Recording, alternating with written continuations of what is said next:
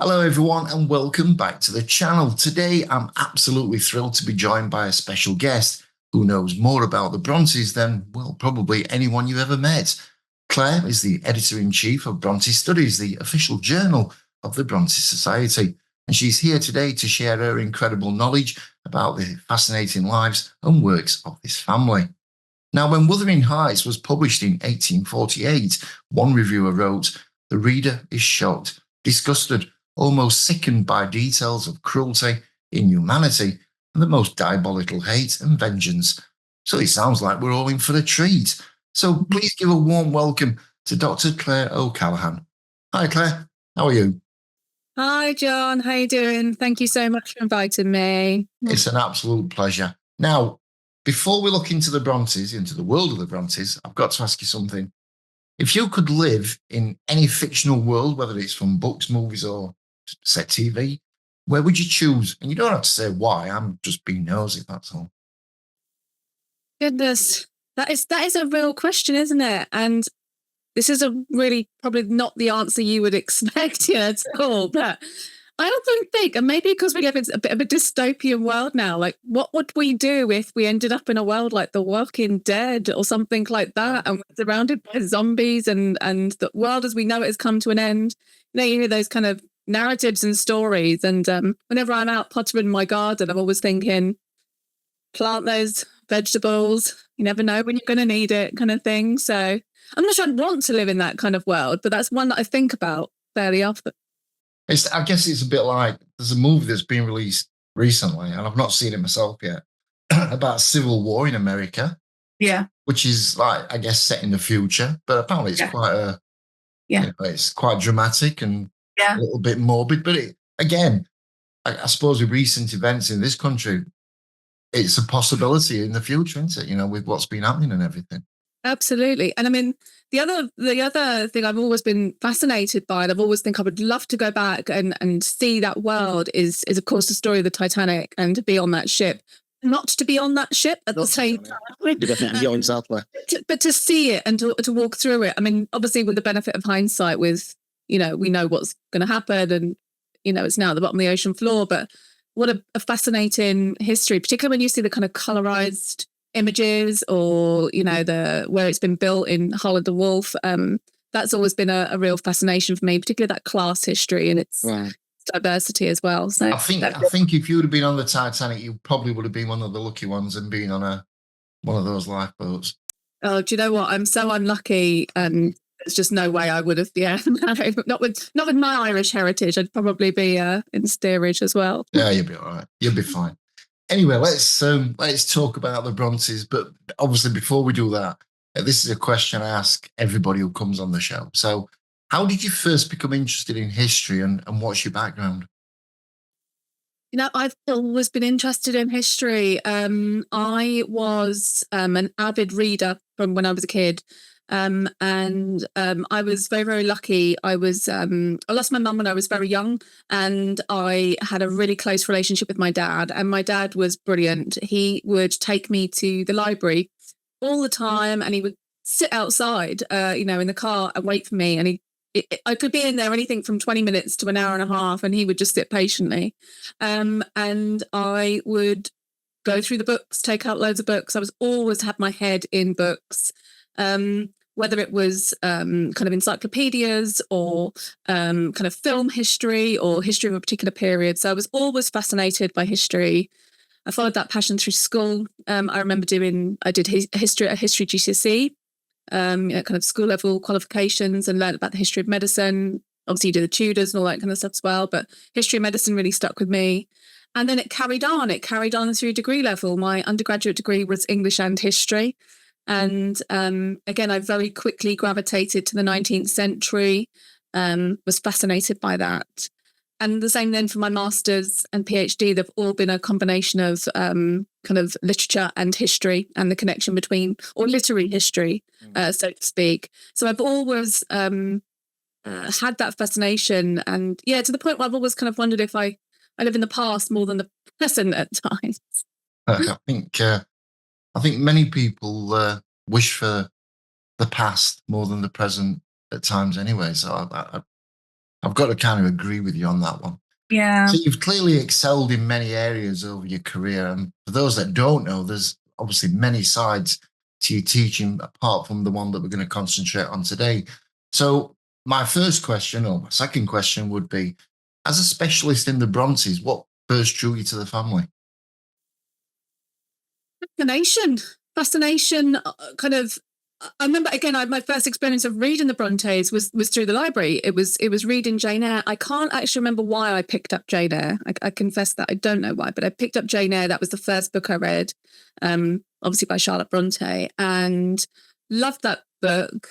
Naturally went on to Wuthering Heights because those are the two that are known the most, and found that really difficult and found it completely different to Jane Eyre. You know, it was not a romance as far as I could tell. It was so violent.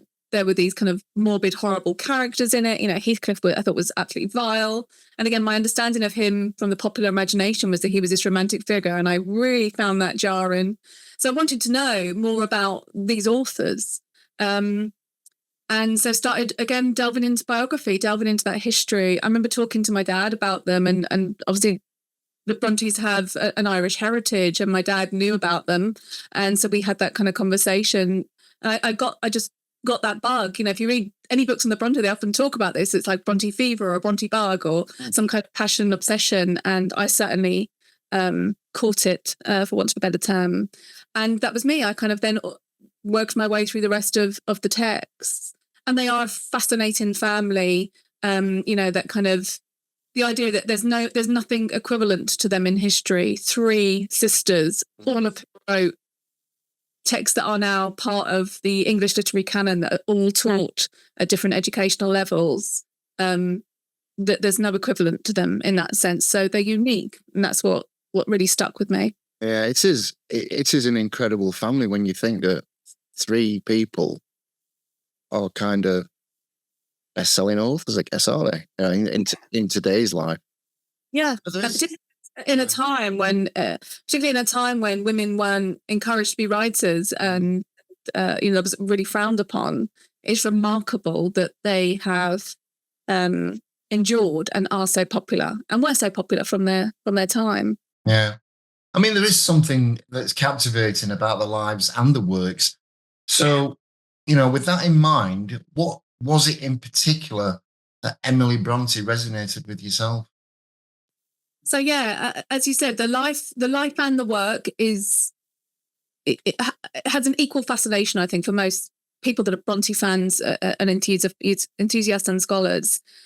And the thing with Emily that fascinated me the most is she is the one who we will always know the least about.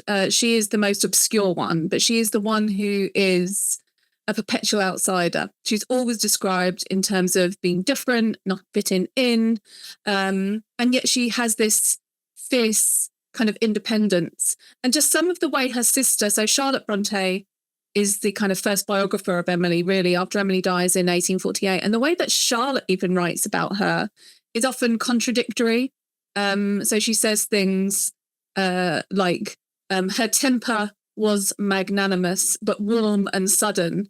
And you kind of go, well, magnanimous and warm and sudden, like, what are you saying? There's kind of like contradictions. And she's a woman that seems to have a lot of contradictions about her. So I was really drawn to, I guess, the kind of mystery of who this woman was, particularly because she never really has her own voice. And like I said, I was captured by the idea that she was also in a time when women were very much expected to conform, particularly women in different class brackets, that she was somebody who paved her own way. I found her independence fascinating, whether that was choosing actively to kind of stay at home or to go abroad to perfect languages, or just to kind of walk out for miles and miles and miles on her own on the moors.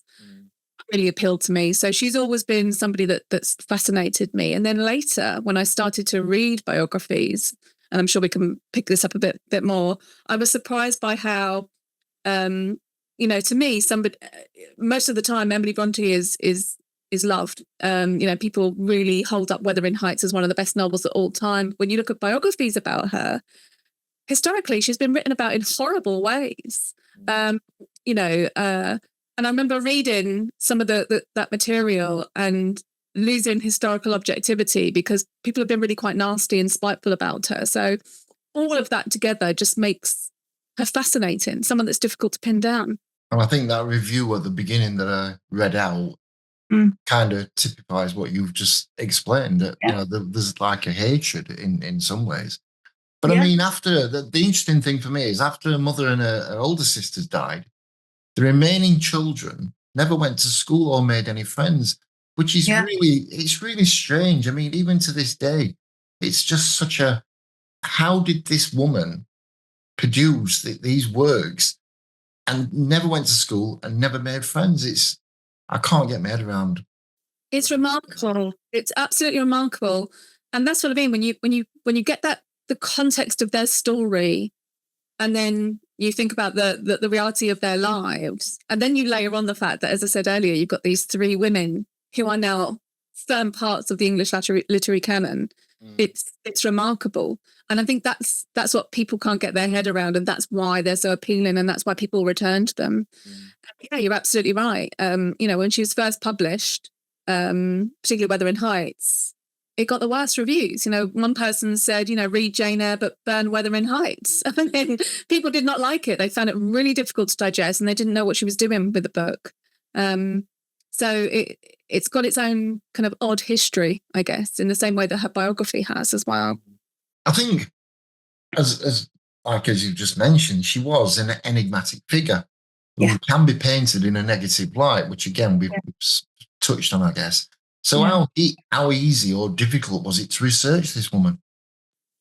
It's actually really, really hard to do research on Emily because there isn't really much by Emily from Emily that's bequeathed to us, that survived in any way. So we have some really perfunctory letters that are kind of, acknowledging visits from people to the house or sending things in the post. We've got obviously Wuthering Heights. We've got a body of poetry. We've got these little vignettes that are known as diary papers, that are little pieces that her and Anne wrote that capture their birthdays or certain days of the year, and they would exchange them for a couple of years and keep them in a tin box. And then we've got some French essays, and again, not many of them. And then all the rest that we have are just some material items. So her writing box, her paint box, her gloves. We've got some of her hair. But there isn't really much in Emily's voice. There's no narrative. There's no journal. There's no day-to-day commentary. There's no insights into what she thought of people in her community. So everything we know and we have to work with is always by other people. And as you know, from a historical perspective, that's really, really hard because you're always then dealing with eyewitness testimony, which is notoriously unreliable, and people's biases. And you're having to wade through that and kind of take material from that, but also read it critically and validate it and cross-check it and patch pieces together. And very quickly you just find that there are lots of gaps. So it's really, really hard to work with that.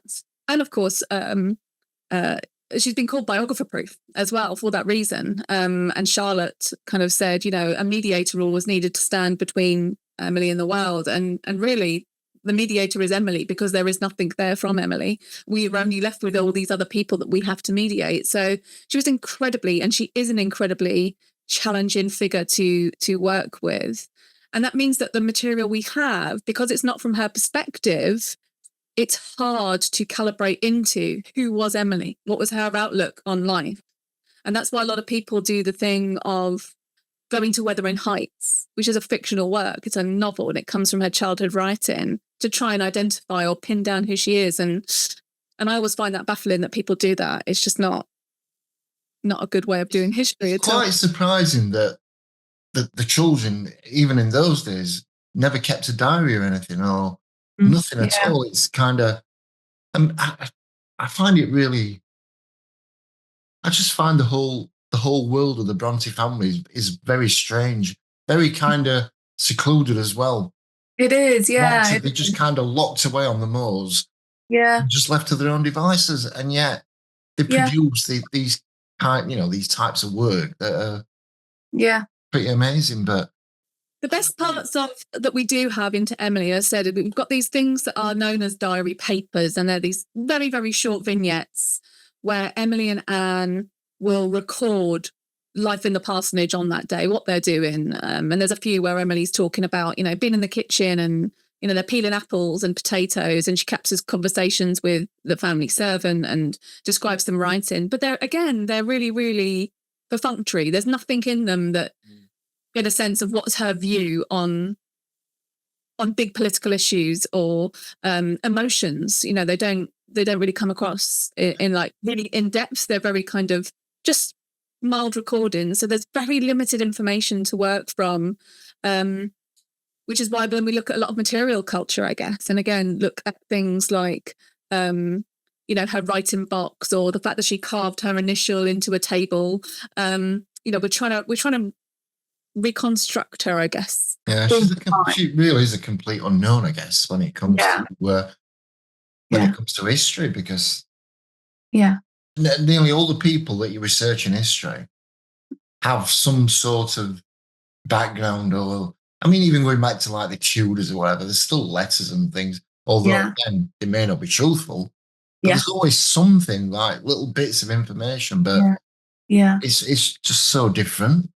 And with the Brontes, I think particularly with her as well, she dies a year after Wuthering Heights is published. Mm-hmm. So she never gets to see the kind of fandom and the fame really that kind of comes in those next few years, of which has kind of stayed afterwards.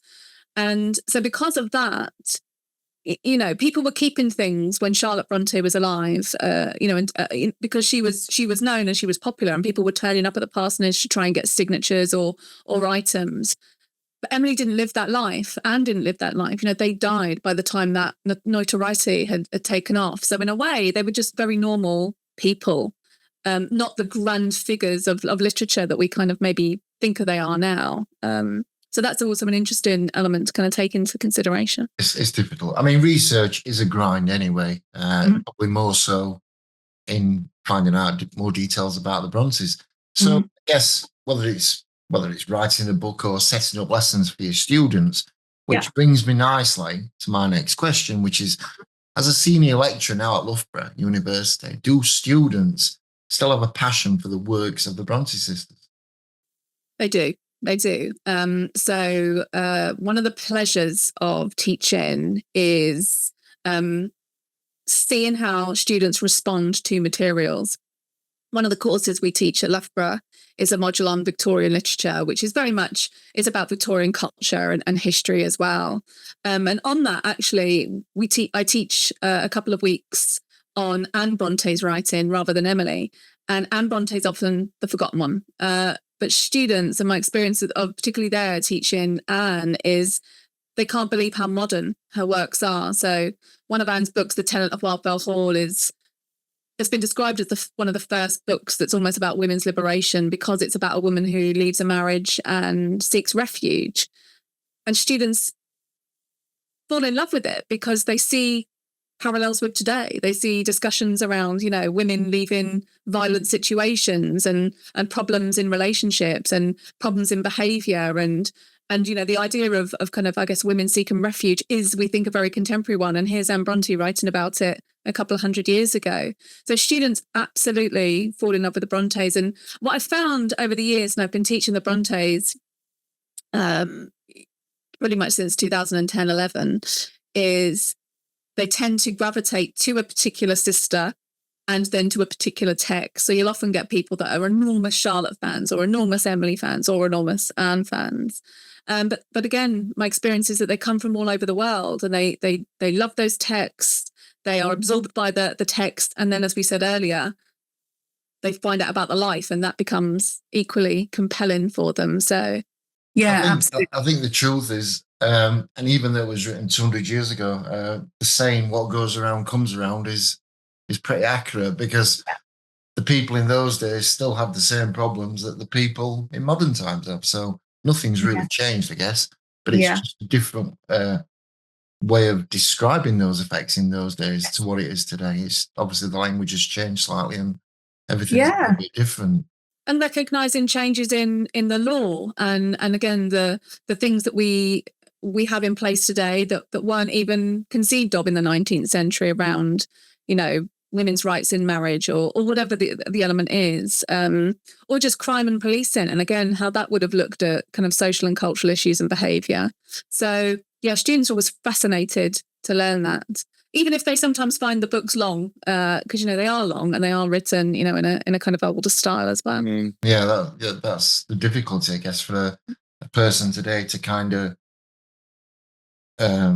get into a book it's alien in some ways to what you'd read in with modern fiction, or it's a completely different thing. But I guess the Brontes still hold their own in the age of TikTok then and short attention spans. They do, yeah, they do. I think there's a real appetite for the Brontes, more so since we've recognised how much mythology there is about them. And that's not to say there isn't a lot of myth making still out there, because there is, and I see it all the time. But there is an appetite to, I guess, constantly learn more about them and find out who they were and what's the latest we understand about them, which is great. I'm fascinated that people do that. I'm glad they do that. Well, we'll come on to the myths in a little bit. But, for now, let's talk about your book, Emily Brontë Reappraised. It must have been a work of love for you. And how did you first think of bringing that idea of her story to a new audience? Yeah, it actually came from two things. It came largely from teaching. So I mentioned, I've been teaching the Brontes for a long time, and I used to work at a university in West London where I taught a module just on the Brontes, and we would look at all the different novels, and so it was very much couched in a mixture of the fiction and the cultural history in their lives, the literary history, and I was finding that, as I said a minute ago, people would come along with very strong feelings about the Bronte. They loved Wuthering Heights, it was their favourite book, or they loved Jane Eyre, it was their favourite book. But a lot of them hadn't read biographies. And I suspect partly that's because some of them are like doorstoppers, they're huge books and they could be quite daunting. And, it's quite a big family history to take on. So I wanted to cut through some of that and begin to write about the life, write about particularly Emily's life, because people were fascinated. I felt there was this particular love for Emily that always came across, and I loved Emily as well. Wanted to make her life accessible, but also somehow distill a couple hundred years of biography about her into a text. So it became both a biography and a kind of meta-biography, a biography about biographies in some way was how I ended up describing it. So I wrote it very much with that audience in mind. It wasn't written for a kind of Bronte specialist. It was written for a layperson who hasn't read and doesn't want to read all of the endless Bronte biographies, of which there are many, many, but wants to get a sense of that history, how her reputation has changed, key ideas about her, what's been written that's false, what's been written that maybe requires more attention, how we perceive things today.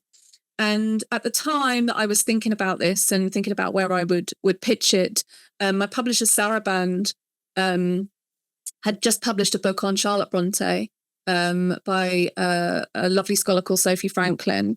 And Sophie's book was actually kind of doing very much the same thing around Charlotte that I was thinking about with Emily.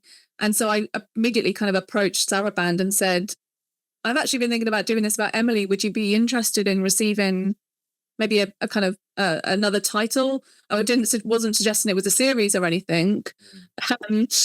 But ultimately, it kind of became a series. And Saraband were lovely. Sarah Hunt there was great. She completely snapped it up and gave me license to go off and write it. And it was great. I just got to therefore I was writing with that audience in mind, kind of people who just haven't read and don't want to digest all of those door-stopping biographies, but want a sense of that history. Yeah, it's so inspiring to hear how you came up with that idea. But it must be, like you say, people probably don't want to read every single book, and you're giving them maybe, a glimpse, if you like, of what she was really like, which is, and we touched on it earlier, it's so difficult for you to find any real information out. Yeah. So it must have been a rewarding journey for yourself to bring her story to life. It was, and particularly, there's a lot of old biographies. There's loads and loads of biographies about Emily that have been written. A lot of them are out of print. A lot of them are inaccessible, and a lot of them say some quite bonkers things.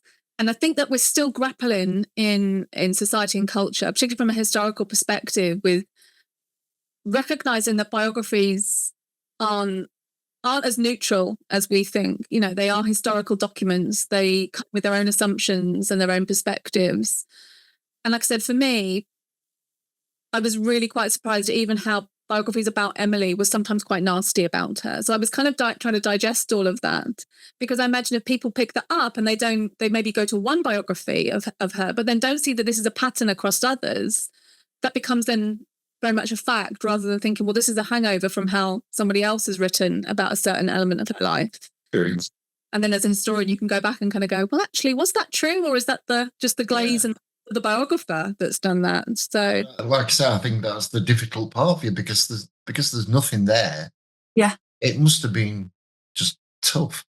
Yeah. So on that note, I remember you once said that Emily was categorized as a staid, old-fashioned, people-hating spinster who roamed about the Yorkshire moors alone with her dog. And I'm sure we all know someone like that. However, did writing the book change your perspective completely? It did. It brought out that exactly what you've just read out is the dominant stereotype. And as with all stereotypes, they're probably not true, or there was once a kernel of truth in something and it's been so distorted that we've lost perspective and reality of what it is. And actually, one of the things I tried to do in this book was to touch on the more human, normal elements of Emily Brontë. So, discussing how she loved cooking, she was a great baker, how she loved to play music, how she was a great pianist, how she was an amateur artist, and particularly, done some stuff in watercolor, done some stuff in pencil, that she loved her family very much. And you can see that through various documents, how she kind of has this passion for kind of caring and nursing, whether it's sick animals or whether her sister. And those things, just those things alone, it's hard to square them with this idea of this, staid old woman that kind of is a spinster that hates everybody and just walks around the moors and won't talk to them. So I was trying to humanize her, as well as trace back, where do these ideas come from? Why is she seen as people hating? How accurate is it that, this love of the moors? I think the moors, more than anything, we associate with Emily, and it's absolutely true. But it's also true of all the other members of the family. And what I discovered, I think, in writing this book, is that sight of Emily as a human being, as a woman that once lived, as a young woman who lived. She only got to the end of her 20s, less than 30 years old. That she was a really, really young woman, and that how she's then been written about from the first biographies onwards have been so incredibly biased. So Charlotte Brontë is kind of Emily's first biographer, and she writes very overtly about the faults that she perceives Wuthering Heights has. And she's doing that in response to some of the reviews, the reviews that you read at the beginning, which there are many like that. But then the first official Brontë biographer, Elizabeth Gaskell, who never met Emily, Emily was long dead by the time Elizabeth Gaskell's writing that book, quite clearly and obviously in her book, overtly in fact, says everything she's learned about Emily is, she doesn't have a good impression of her. And she says, and I don't think my readers will either. So from the beginnings, we have this idea that she's not someone to be liked. And I just think that that's wrong. That again, this more human side and the positive sides and the alternative accounts of this woman have just never surfaced. And that was my intention, was to try and flesh that out a little bit more, and to work through whether it's just the falsehoods and the myths and the biases, or in later biographies in the 19th century, the kind of overt misogyny and kind of cruelty that came out towards her. So I wanted to kind of do that and challenge those ideas. And I've spent a lot of my time since doing that as well. I was just going to say, do you think she was a nice person, really? Or do you think that some of these reviews and critics are true in what they say? I suspect that there is, we know that all of the Brontë sisters had a kind of paralyzing form of shyness. And if people are shy and they're uncomfortable in speaking in public, I think very often that can be perceived rudely by many others. I suspect. I don't think that she was rude. We know that she was shy. We know that she's described as reserved at times. And again, I'm always interested in that word that's used. That's a particular thing. And again, the first biographers do that. They say Anne is shy, Emily's reserved, as if there is this complete difference between them. But there's no particular instance. There's no accounts of Emily shouting at people, kind of being overtly rude. And when I see that written a lot of the times in biography, you can see that it's made up. And it happens a lot. It happens a lot, particularly in more recent biographies about Charlotte Brontë. They like to cultivate this idea that everyone was frightened of Emily. There's no historical basis for that. It is just a hangover from previous biographies. And as I said, if anything, she's got more of a reputation for being caring. So, at the time, the family servant, Tabby, there's an account where Tabby breaks her leg and so is struggling to do work in the parsonage, to do her duties. Well, the first person who's in to help her is Emily, and Emily takes over those responsibilities. If she's such a people hater, why would she be doing that? Now, again, there's just the same, the relationship that she has with her brother, with Bramwell. By all accounts, if you look at, again, a lot of the letters and surviving documents, it's Emily that's the one that's really nurses him when he's sick. Again, that doesn't seem to be maybe squaring up with some of the ideas that we have. So I don't think they're true. I think there's a lot of embellishment because biographies need a narrative, and it's easier to fit someone in a pigeonhole, isn't it, than see them in. I think a lot of it could have stemmed from the childhood, because your childhood does get carried forward into your adult life. And maybe people saw them, or saw the family even, as a group of people that just stayed out of the way completely, never mixed. And that will obviously draw criticism eventually. Yeah. And I guess as well, they are withdrawn from school early. So although she does spend a little bit of time at school, and she's described as the pet nursling of the school, as sweet little Em, she's seen all really lovely things. Been taken out of school when you're really, really tiny, when you're kind of 5 years old and around those ages, is formative, isn't it, in terms of socialization and how to make friends and how to connect with people. But I don't think that necessarily means that, I don't want to fall in the trap. I resist the kind of pathologizing that kind of goes with some of that in terms of making these very black and white accounts of people. I think whenever we see that, we kind of need to think there's probably something more reliable in the middle that's more real. I mean, it is amazing how much writing can transform the way we see historical figures. So, speaking of perceptions, you were once asked by The Guardian a number of questions regarding the myths of Emily. Could you let us in on a few? Yeah, I mean, I could keep you here all day talking about myths about Emily. There are loads of myths about Emily. Some are sane, some are silly. Some began right after her death. So one of the earliest myths that was set up by her sister Charlotte was about Emily's last poem. So in 1850, Charlotte published what she called the literary remains of her sisters. And she put in there a poem. It's one of Emily's most loved poems. It's called No Coward Soul Is Mine. It's a beautiful piece. And Charlotte wrote, this was Emily's final poem. So Emily dies in 1848 after a very, very short illness. She dies of tuberculosis. But Charlotte was telling an absolute lie, creating a complete myth, because the poem was actually written on the 2nd of January, 1846. But it sounds great when you've got this beautiful poem that's about kind of defiance and all kinds of things. And it fits the narrative that Charlotte wants to sell about Emily and who she was. Another one that's I think probably most people don't believe, but it certainly has been written of a number of times since the 19th century, and I find it hilarious, is there's been this persistent myth at times that Emily didn't actually write Wuthering Heights, that it was written by her brother Bramwell.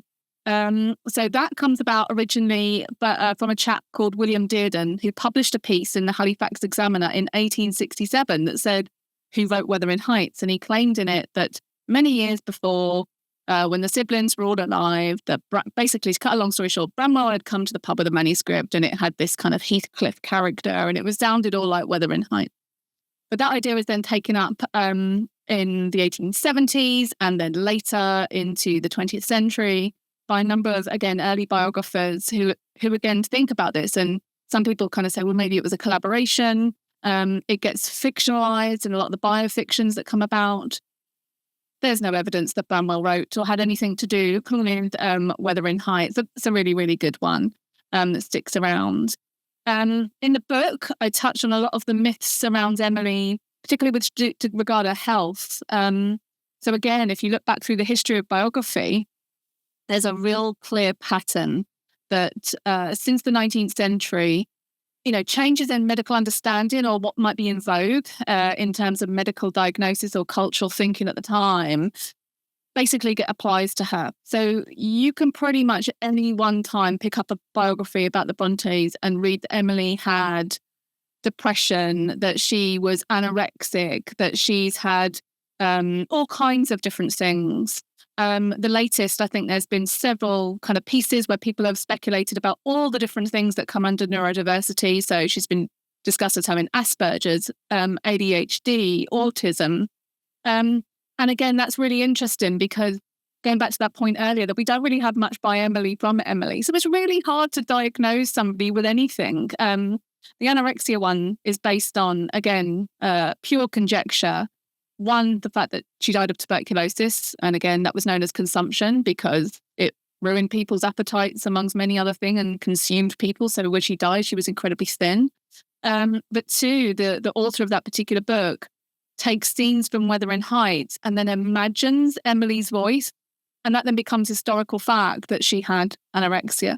Again, absolutely no evidence for that. In fact, if you look at Emily's diary papers, she talks about eating, they're making apple pies and eating potatoes and turnip and beef and all kinds of things. No evidence whatsoever of anorexia. But the medical one, I think, is particularly, I've been fascinated by that. A lot of my research since my book on Emily has stayed with myths around her and illness.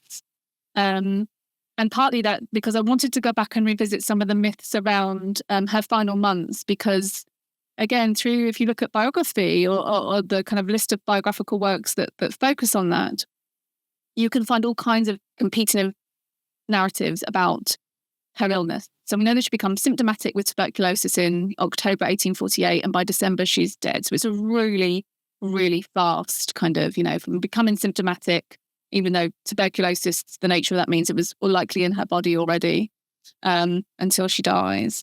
But some biographers kind of say she didn't know she was unwell. Others say she knew she was unwell and neglected herself. Others say she refused medicine because she was silly, and then she changed her mind on her deathbed. And so I wanted to go back and look at that. And again, been able to show that she clearly did know she was unwell. She refused medicine. That seems to be absolutely accurate. But if you look at some of her fictional writing, where she fictionalizes scenes of tuberculosis, you'll find that in Wuthering Heights, what happens is she will write scenes where everybody else is looking at the character with tuberculosis, and once they have the symptoms, everyone else in the rooms knows that person's going to die because there's no cure for it. There's no good treatment. So that kind of makes sense of maybe why she didn't engage in treatment. And she was right. Victorian medicine was never going to save her from tuberculosis.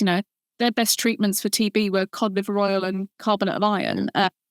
So I've been interested in that and thinking about the kind of myths around that. But it fascinates me that the way people have written about that and again, create all these mad ideas off the back of it for which there's no evidence. Yeah, and I guess a lot of the myths are a little bit like Chinese whispers. So somebody starts it, and by the time we get to the end, we've got a completely different message to what was originated from or where it came from. Yeah, and as you know yourself, the nature of history is that more and more historical information becomes available over time. So the earliest biographies only had some letters and some materials to go on. Since then, we've found Brontë letters all over the world and have been able to put together a much bigger picture. Yeah. Bigger picture hasn't necessarily stuck. It's the myths, the original small narratives that have kind of become stubborn and persistent and that stick. So And I don't even think that, although I guess they're out there to shape our understanding of herself, but because she came from such a tragic background, I guess the myths of anyone are bound to persist anyway over the years. So, yeah, I often say that when I've done, I've had the privilege of doing lots of kind of book festivals and public talks and things like that. And I always say, because Charlotte Brontë is responsible for a lot of the information we know about Emily, I've got sisters. If they were to write my biography after I died, it'd probably be a very different narrative to anything I'd write. I'm close to my sisters, but they're not in the ins and outs of my head or my day-to-day or anything else. So yeah, it's something to think about. Which members of your family would tell the most reliable stories about you? And I mean, it's just the way it is, isn't it? Really, there's nothing you can do about it because it's history, I guess, and you can't change anything. It's the nature of it. So you've done lots of work on TV and at festivals, and of course teaching over the years. But out of all the things that you have done, is research and writing by far your most favourite passion? Yeah, I love it. I particularly, I love working with original materials, and I love kind of reconstructing and looking at archival stuff and trying to reconstruct ideas and looking at how things have been written and taking it apart and kind of refitting it together again. Or kind of recalibrating maybe, or asking new questions of things. I absolutely love that. And I love the writing side of that as well. I spend a lot of time, once I do research, it's never a finished process for me. I'll kind of do lots of research and then begin to shape up a plan, and then go back and kind of begin to use writing and thinking together as I'm producing materials, and then go back to archives. I love it. I lock myself away. I'm one of those people that even yesterday, my husband was out, and so I was working till late, and I was just doing geeky stuff until late, like counting up the edits in the published letters in one book with another, and comparing them. And time goes by. I can forget to drink or eat in that time when I'm kind of really absorbed by it. So I love the research process. It's fascinating, and I think particularly I live now in Haworth, so I have that history that I'm writing about all around me. It's hard to escape it. I don't want to escape it, but it really pulls you in. So yeah, for me it's an incredible passion and a privilege, I should say, as well, to do research and then to share it. So yeah, I love it. Absolutely love it. I mean, it's wonderful, and it's clear to anybody watching this, I guess, how much joy you get from looking into not just the individuals, but the family itself and bringing these stories to life. Yeah. Sorry, what were you going to say? I was going to say, no, I was just thinking when I decided I was going to move to Haworth, which was partly because I spent so much time up here thinking about it. I thought, well, I might as well be there at the same time and commute to work, and that's fine. That's a negotiation, and I love it because I get back and I get to walk on those moors in Emily's footsteps, so to speak. But I was worried that the shine, the magic of the place that it has always had on me, would somehow eradicate, that it would become, commonplace. And it hasn't. I still walk around. Every time I walk past the Brontë parsonage, I get a buzz. Every time I go into the museum, I get a buzz. Every time I go into the library to work there or see the stuff, I have that buzz. It just doesn't go. And it's been really lovely in the last kind of year. The post office, where the sisters would have published their manuscripts and where they would have received their letters, and I do a lot on the Brontes' letters, that's been beautifully restored and opened as a coffee house and as a small restaurant. And it's fascinating, and the owners are lovely, and they kind of welcome you in to look at stuff. And again, I really like seeing they've done this really sympathetic restoration to how it might have been, with the counter that's still there, and it's just permanently exciting for me. That's great. I mean, it's just great, isn't it? So my next question was going to be, with all your knowledge and passion for this subject, which is clear to see, have you ever considered writing about the other sisters in the family? Yeah, so I've written some academic things on some of the other Brontes. So I've written on Jane Eyre, and I've written on Anne Brontë, and actually I'm currently writing. I'm working on. I've got a number of projects. Well, one of the things I'm currently been working on for a little while is looking at Anne Bronte's final months. I think I mentioned some of the stuff around about Emily's final months, which was working with letters. And I've been working with the letters again and looking at Anne's experience of tuberculosis, because she became ill right as Emily was dying. So, that's part of the tragedy of the story, is that three of them, the brother and then Emily and then Anne, died within a kind of 9-month period. And I had so many questions and observations left when I'm from the Emily material that I was working on, that I knew I was going to have to do something with Anne. So I've been writing that, and it's why I was up late doing geeky reading of letters and how they've been edited. So hopefully that will come out, and my plan is hopefully in due course to publish something, a wider book. I'd like to write a wider book on the Bronte's letters, particularly in relation to those ideas of health and sickness, and maybe that critical period of the final years of their lives. So absolutely. I'm also working on a project with a parsonage to bring to fruition, to publish for the first time, one of Charlotte Bronte's pieces of juvenilia. There's been a missing little book for a long time, and it was acquired by the parsonage before COVID. And I have the privilege of kind of working with them to see it being brought to light. So that's been great, because it's been going into the mind of a kind of 14-year-old Charlotte Brontë. And yeah, so that'll be coming out hopefully next year as well. So yes, is the answer to your question. So lots of exciting things on the horizon then, with the sound of it. I know you've done countless articles and you've written online and across social media. So if any of our viewers wish to find out more about yourself and the Brontes in general, where can they find you? So I'm across pretty much most of the social media platforms with the same handle. It's at Dr. Claire O'Cal, just for ease. So you can follow me on any of those. I tend to publish a lot of little videos or bits and pieces about the Brontes and things I'm doing there. For more on the Brontes, of course, it's the Bronte Parsonage Museum. Come to Haworth and go in there, see the museum. The website is fantastic. People can sign up to become members. And if you do, you get the journal that I edit. So the academic journal, Bronte Studies, that's been going since 1895, and I have the privilege of now editing. That comes with it. So people can have access to all that history through that as well. So those are the channels. Fantastic. And as always, folks, don't forget that you can check the description box below and you'll find all the links to Claire's sites. And with that said, I guess it's time to turn the final page in our classical chat with Claire today. It's been truly wonderful having you on the show, Claire. I must thank you for taking some time out of your very busy schedule to be here. And also, I'd like to wish you all the best in any future plans and projects that you've got lined up. And finally, it's safe to say that the Brontes' legacy won't just fade away, as every leaf speaks bliss to me, fluttering from the autumn tree. How about that? Stunning, from Emily. I love that. Thank you so much. Very beautifully done.